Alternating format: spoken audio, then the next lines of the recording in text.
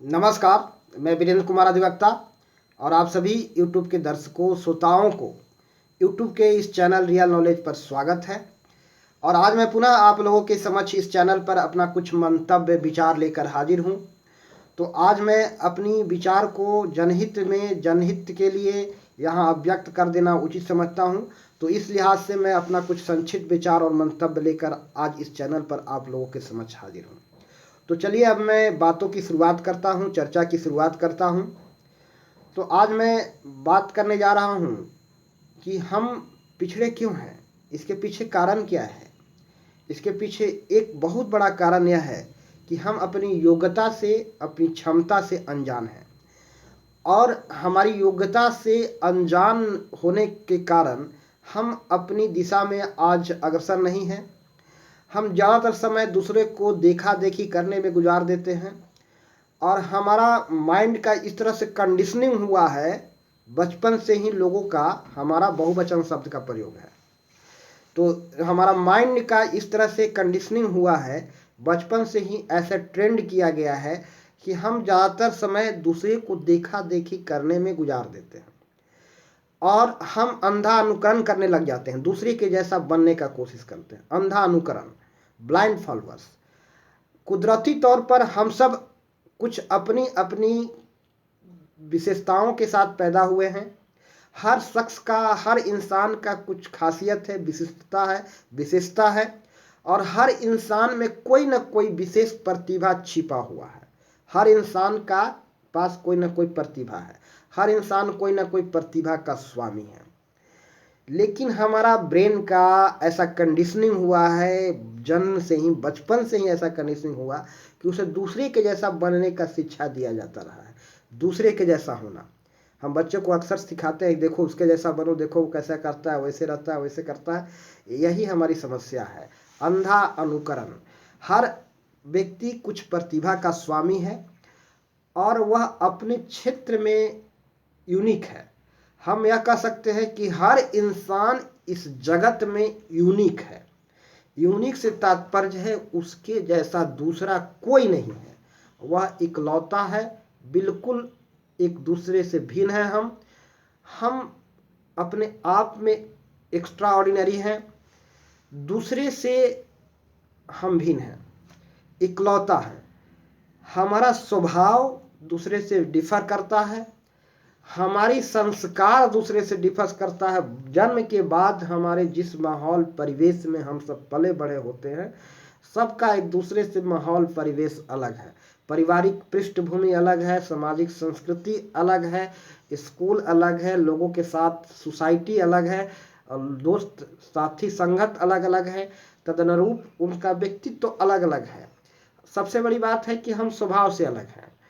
Differ करता है स्वभाव जो फिजिकल होता है, लेकिन स्वभाव से अलग होने का मतलब एक बात तो है कि हमारा स्वभाव के केंद्र में चेतना है जो सब में एक जैसा है। हमारा स्वभाव के केंद्र में चेतना है, ब्रह्म है, जिसको हम आत्मा कहते हैं, जो सब में एक जैसा है।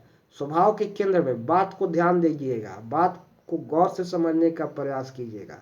मैं यहाँ बात कर रहा हूँ स्वभाव के केंद्र में। इस बहुत रिमार्केबल पॉइंट है। तो हमारा स्वभाव के केंद्र में चेतना है और सब में एक जैसा है।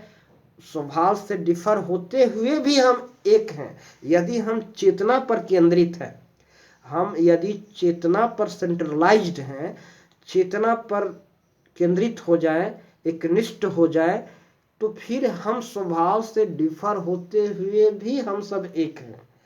लेकिन यदि हम चेतना पर केंद्रित नहीं होता है तो यहीं से वैतरेक उत्पन्न होता है। तो हमें चेतना पर सेंट्रलाइज होना चाहिए। स्वभाव को तो सोचना ही नहीं चाहिए कि मेरा स्वभाव कैसा है और अन्यों का स्वभाव कैसा है। इस पर ज़्यादा माथापेची करने की जरूरत नहीं है, क्योंकि यही हमारे समाज में खामियां पैदा कर रहा है। तो मेरा स्वभाव कैसा है, अन्यों का स्वभाव कैसा है, इस पर ज़्यादा ध्यान आकृष्ट करने की जरूरत नहीं है। हम सब में एक ही चेतना है, भले ही स्वभाव से हम डिफर हैं, तो हमें चेतना केंद्रित होना चाहिए जो सब में एक जैसा है। तो हम अपने आप में केंद्रित होकर के जिए, दुनिया से कुछ लेना देना नहीं है। अपना व्यक्तित्व को परखें, जाने समझें। हम अपनी योग्यता से अनजान हैं तो हम अपनी योग्यता को भली भांति जानेंगे। कुदरती तौर पर हम अपनी कुछ विशेषताओं से जन्म लेते हैं, विशेषताओं के साथ जन्म लिए हैं। हमारी कुदरती टैलेंट ही है हर शख्स में कुछ ना कुछ टैलेंट ही है। हर शख्स के पास कुछ ना कुछ टैलेंट ही है। तो अपने टैलेंट के बल पर ही जीना चाहिए। दूसरे की ओर ध्यान देने के बजाय अपने आप पर ध्यान देने की ज़रूरत है। दूसरे को देखने के बजाय स्वयं को देखना जरूरी है, अपने को झांकना जरूरी है कि मैं क्या सोचता हूँ, मैं ऐसा क्यों सोचता हूँ, मेरे दिमाग में क्या बातें चल रही है, मैं किस तरह से जीना चाहता हूँ, मेरे जीने का शैली क्या है, क्या उचित है। दूसरे पर जितना माथा लगाने से ज़रूरत है कि अपने ऊपर माथा लगाएं। जब अपने के ऊपर सोचना शुरू कर दें, सिर्फ आत्म केंद्रित हो जाएं, तो आपका जीवन में कुछ ना कुछ अच्छा आएगा। ज़्यादातर लोगों को काबिलियत, एक बहुत बड़ा भ्रम है जो आज मैं आप लोगों के समझ प्रकट कर देना चाहता हूं कि लोगों की काबिलियत को हम जांचते हैं, परखते हैं उसके आय से, जो एक गलत नज़रिया है, एटीट्यूड है, यह गलत पैमाना है।